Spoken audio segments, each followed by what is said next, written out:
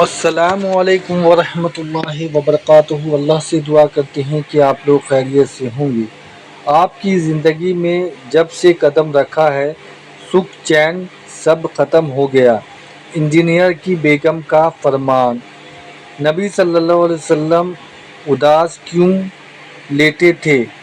پھر حضرت عمر نے نبی صلی اللہ علیہ وسلم کے چہرے مبارک پر مسکراہٹ کیسے لائی؟ تو یہ جو ویڈیو بنایا ہے تو یہ جو ہے انجینئر محمد علی مرزا کے لیے نہیں ہے، یہ کسی نے سوال کیا ہے اور وہ یہ سوال تھا کہ میرے خاوند جو ہے وہ طلاق ایک بار دیتے ہیں، پھر مناتے ہیں، پھر وہ غصہ ناراض ہوتے ہیں، پھر وہ طلاق دیتے ہیں، تو ایسا معاملہ جو ہے وہ چلتا رہتا ہے۔ تو اس سے ریلیٹڈ جو ہے یہ ویڈیو بنایا گیا ہے اور یہ جو ہے طلاق کے معاملہ ہے اور یہ طلاق پر بات ہوئی ہے اس میں۔ تو ہر عورت اور ہر مرد کے لیے یہ ویڈیو دیکھنا ضروری ہے کہ جو طلاق کو جو مذاق بنا کے رکھے ہیں تو اللہ ان سب کو ہدایت دے اور اپنی شریک حیات سے اور شریک حیات کو اپنے شوہر سے محبت پیدا کرے، اور یہ جو طلاق کا معاملہ ہے اللہ ان سب سے سبھی لوگوں کو بچا کے رکھے، کیونکہ طلاق جو ہے وہ اللہ تعالیٰ کو سب سے ناپسندیدہ چیز ہے جو کہ وہ طلاق ہے۔ تو اللہ ہم سب کو یہ سب چیزوں سے بچا کے رکھے، شیطان مردود سے ہم سب کی حفاظت کرے، آمین ثم آمین۔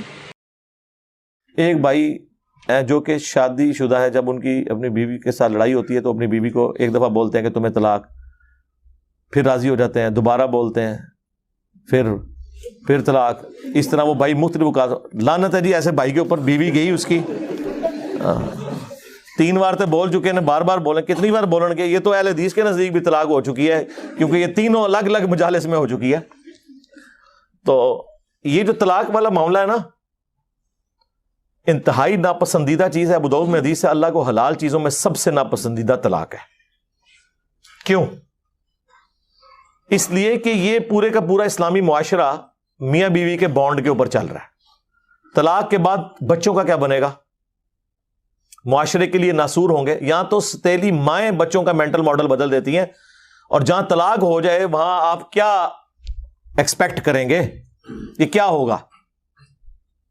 اس وجہ سے اسلام نے تو اسے ناپسند کیا۔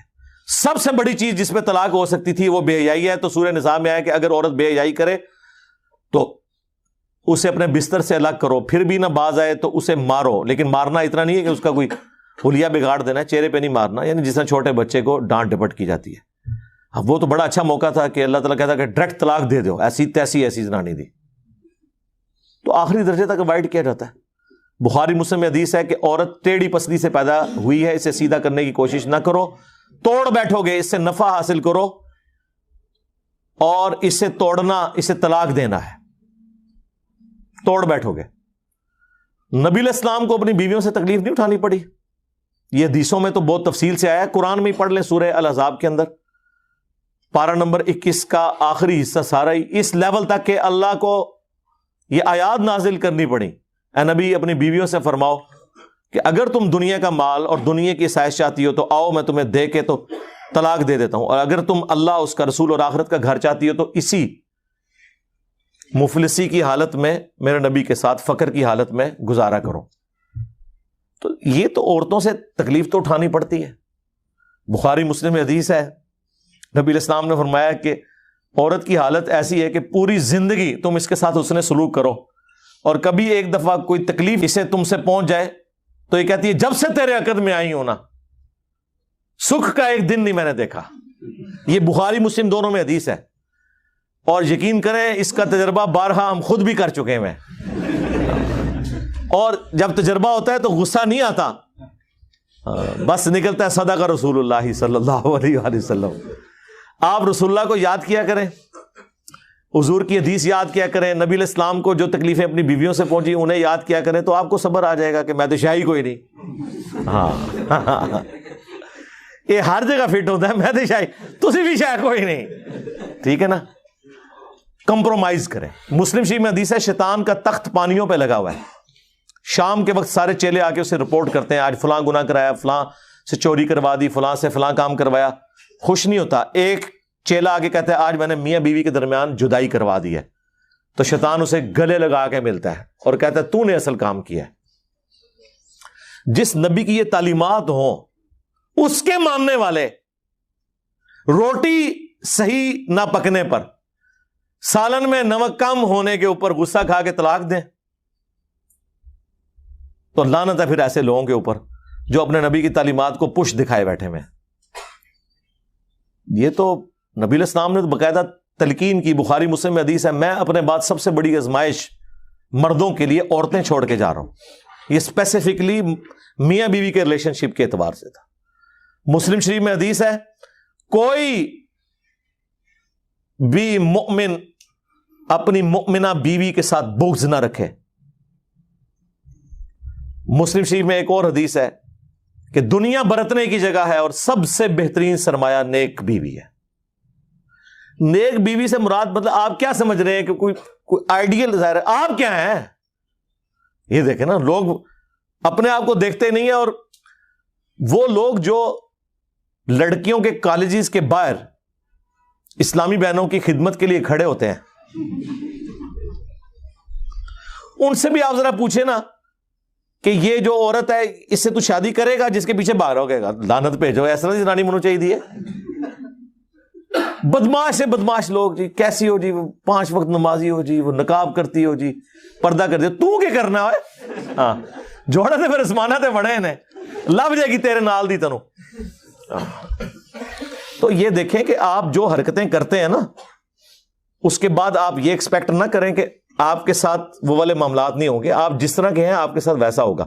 کوئی ایکسیپشن بھی ہو سکتی ہے، لیکن اوور آل یہ جو قرآن کا رول ہے نا کہ نیک مردوں کے لیے نیک عورتیں ہیں، بدکار کے لیے یہ رول ہے. ویسے آپ کو بظاہر نظر نہیں آ رہا ہوتا، لیکن میں آپ کو بتاؤں یہ جو جوڑے بنے ہوئے ہیں نا اور اتنی کامیاب زندگی گزار رہے ہوتے ہیں، ان میں واقعی کوئی کامن چیزیں ایسی ہوتی ہیں کہ جس کی وجہ سے وہ اکٹھے اپنے ساتھ زندگی گزار رہے ہوتے ہیں، برائی میں ہو یا اچائی میں ہو. یہ الگ بات ہے. یہ اللہ نے کوئی حالات و واقعات ایسے بنائے ہوئے ہیں. تو ان معاملات کو خوش اسلوبی کے ساتھ، میں کہتا ہوں جی شادی شدہ مرد کا کام ہی کوئی نہیں کہ اس کی زبان پہ کبھی طلاق کا لفظ بھی آئے. یہ سمجھ لیں طلاق کو آپ ایکویلنٹ کر لیں شرک کے، کہ یہ آپ نے تصور بھی نہیں کبھی کرنا. یار آپ کو کیسے سمجھایا جائے ابو داؤد کی اس حدیث کے اندر کیا درد ہے کہ اللہ کو سب سے ناپسند حلال چیزوں میں طلاق ہے. ابھی کتنی کنٹراڈکٹری سٹیٹمنٹ ہے بظاہر، لیکن میں ایکسپلور کرتا ہوں اسے. سب سے ناپسند طلاق ہے.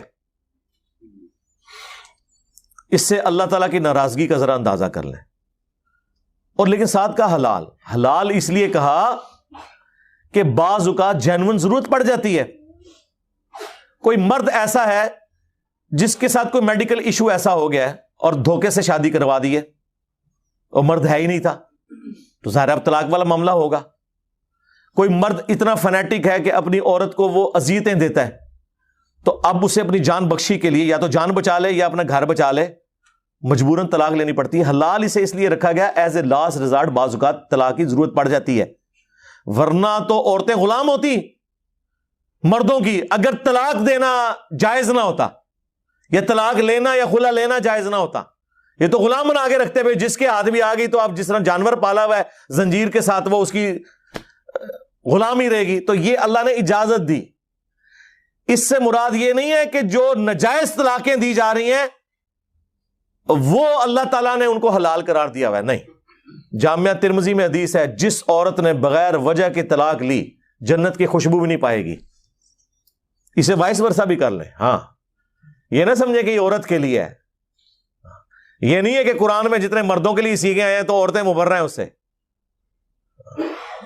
ایک ورسٹ کیس کو ڈسکس کیا جاتا ہے اور باقی چیزیں انڈرسٹوڈ ہوتی ہیں.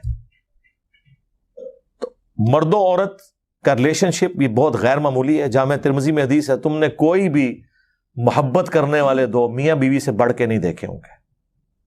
یہ ایک ایسا پاکیزہ رشتہ اللہ تعالیٰ نے رکھ دیا. قرآن میں اللہ نے فرمایا سکون رکھا ہے میاں بیوی میں ایک دوسرے کے لیے. پھر اللہ تعالیٰ میں ایک دوسرے کا لباس ہے. یہ جو ڈراموں میں یہ جو مرد و عورت آپ کو دکھائے جا رہے ہیں نا, یہ ڈرامے ہی لگائے ہوئے ہیں, ڈرامے میں ہی ہے اور کیا ہے, ریئل میں تو نہیں ہے یہ سارا معاملہ اس طریقے سے جو وہ آپ کو جس طرح ایک عجیب و غریب قسم کے جہان میں داخل کر دیتے ہیں. یہ ایک بڑا متبرک رشتہ ہے جس کو اللہ تعالیٰ نے اپنے انبیاء کرام کی سنت ٹھہرایا, اور پوری آئلی زندگی سورۃ البقرہ میں اللہ نے ڈسکس کی ہے کس لیول پہ جا کے, صرف یہ بتانے کے لیے کہ اللہ کے نزدیک یہ کتنی اہمیت کی چیز ہے. اس لیے کامیاب مرد وہ ہیں جو رن مرید ہوں. ہاں, اور غصہ آئے تو نہ نکالیں, خود نکل جائیں. یار مولا علی اور سیدہ فاطمہ کی جب لڑائی ہوئی ہے, بخاری مسلم میں آیا ہے, تو حضرت علی گھر سے نکل گئے. یہ ہے تربیت. ظاہر مولا علی کی پرورش نبی الاسلام نے کی تھی. تو جب کبھی بیوی پہ غصہ آئے تو یہ جو کتنے ظالم قسم کے مرد اور ساسیں ہیں وہ عورتوں کو پورا پورا دن گلی میں باہر کھڑا رکھتے ہیں. آج کے زمانے میں بھی ایسے لوگ کر رہے ہیں. جبکہ حضرت علی علیہ السلام کا اختلاف ہوا ہے, یہ چھوڑ دیں غلطی فاطمہ کی تھی یا علی کی, یہ تو سیکنڈری چیز ہے. حضرت علی ڈومیننٹ ہونے کے باوجود شیر خدا, تو اڈے ورگا کوئی بزدل مرد نہیں, شیر خدا ہو کے گھر سے باہر نکل گئے. کیوں؟ اس کی وجہ یہی ہے کہ اس رشتے کو آپ نے اسی طریقے سے نبھانا ہے. وہ جو بخاری مسلم میں حدیث ہے, نبی علیہ السلام اپنی بیویوں سے 1 مہینے کے لیے ناراض ہو گئے تھے اور گھر کی چھت پہ شفٹ ہو گئے تھے, ایلا کیا تھا آپ نے, اور پھر آیات نازل ہوئیں. اسی دوران حضرت عمر کہتے ہیں میں ملنے گیا, پہلے تو امہات المومنین اپنی بیٹی کو جا کے ڈانٹا کہ یہ تم لوگ یہ کر رہی ہو. پھر حضور کے پاس آئے اور کہتے ہیں میں نے کوشش کی کہ بھئی حضور کو ہنسانے کی کوشش کروں, اور جب میں چھت پہ چڑھا تو ایک کونے میں چھوٹا سا مشکیزہ لٹکا ہوا ہے, ایک چٹائی پہ حضور لیٹے ہوئے ہیں, اوپر بھی چادر کوئی نہیں, صرف تہمت باندھی ہوئی ہے. آپ اٹھے ہیں, جسم پہ چٹائی کے نشان. حضرت عمر نے رونا شروع کر دیا, یا رسول اللہ کیسروں کس طرح دنیا کے مزے لوٹ رہے ہیں اور آپ اللہ کے پیغمبر ہو کے یہ آپ کی حالت ہے. آپ نے فرمایا لگتا ہے عمر ابھی بھی دنیا کی حقیقت تم پہ نہیں کھلی, کیا تم اس پہ راضی نہیں ہو کہ کیسروں کس طرح دنیا کے مزے لوٹیں اور ہم آخرت کی سعادت. پھر سرکار حضرت عمر کا قبلہ ایسا صحیح ہوا ہے کہ نہ حرام کھایا نہ کھانے دیا کسی کو. اس طرح اسٹرکٹ مینجمنٹ انہوں نے رکھی ہے اپنے دور میں. جس نے یہ سارے منظر خود دیکھے ہوں اور اگر وہ واقعی جینوئن مومن ہو تو وہ اسی طریقے سے اپنے پیغمبر کو فالو کرے گا. پھر وہ بخاری مسلم کے الفاظ ہیں, کہتے ہیں میں نے اب سوچا میں حضور کو کوئی ایسی بات سناؤں کہ آپ کا موڈ آف ہے تو آپ ہنسیں. تو کہتے ہیں یا رسول اللہ دیکھیں جب ہم مکے میں تھے کس طرح ہماری بیویاں ہماری, یعنی وہ کیا ہم کوئی غلام ہیں, ہاں کس طرح یہ ہماری اوبیڈینٹ ہوتی تھی. جب سے مدینہ شریف ہم آئے ہیں تو یہاں انصار کی عورتوں نے تو اپنے جڑوں کو دبا کے رکھا ہوا ہے. ان کو دیکھ کے ہماری بیویاں بھی دیکھیں کتنی شیر ہو گئی ہیں, اور ہم پہ یہ واقعی جی عرب کے لوگ وہ تو کسی مرد کی بات نہیں سنتے تھے, عورت ان کے سامنے بول جائے چسک جائے. ہوں بھی تسی دیکھ لو اڑے عربی نے کس طریقے سے اپنی عورتوں کو رکھا ہوا ہے انہوں نے, وہ ان کے اندر ایک مزاج ہے. یہ کوئی ان کے لیے تعریفی جملے نہیں ہیں, یہ ان کی عادت بتا رہا ہوں. لیکن اسلام نے کیسا انہیں مغلوب کیا کہ وہ اسلام کی وجہ سے پھر بیویوں کی ساری چیزوں کو ٹالریٹ کرتے تھے. تو کہتے ہیں جب میں نے یہ بات کی نا کہ یہ دیکھو ان کو دیکھے دیکھے ہماری عورتیں بھی شیر ہو گئی ہیں, تو حضور علیہ السلام مسکرائے, کہتے ہیں مجھے تھوڑا حوصلہ ہوا. پھر میں نے گپ شپ کرنی شروع کی اور یہ اس طریقے سے پھر خیر آیات بھی نازل ہوئی. 1 مہینے کے بعد نبی علیہ السلام نے جو ہے وہ آفر دی. یہ آیات نازل ہوئی سورہ احزاب کی, حضرت عائشہ حفصہ باقیوں کو, کہ دیکھو اللہ نے مجھے اجازت دے دی ہے, چاہے تو تم میرے عقد میں رہو اسی فقر کی زندگی میں, اور اگر دنیا کا مال چاہتی ہو تو ٹھیک ہے میں تمہیں طلاق دے دیتا ہوں. تو سب نے کہا کہ ہم اللہ اس کا رسول اور آخرت کا گھر چاہتی ہیں, ہم نبی علیہ السلام کے ساتھ کس طرح گزارا کریں گے. تو یہ نبی علیہ السلام کی جو اپنی آئلی زندگی ہے نا, یہ جب پتہ ہی نہیں ہوگی تو کس طرح عورتیں اوبیڈینٹ ہوں گی اور کس طرح مرد اپنے عورتوں کے ساتھ حسن اخلاق سے پیش آئیں گے. آپ کو تو یہ دکھایا گیا غصہ نکالنا ہے. بہادری یہ ہے کہ آپ اپنا غصہ کنٹرول کریں, اور سب سے بہترین حال یہ ہے کہ جب غصہ آئے گھر سے باہر نکل جائیں, اس جگہ کو چھوڑ دیں.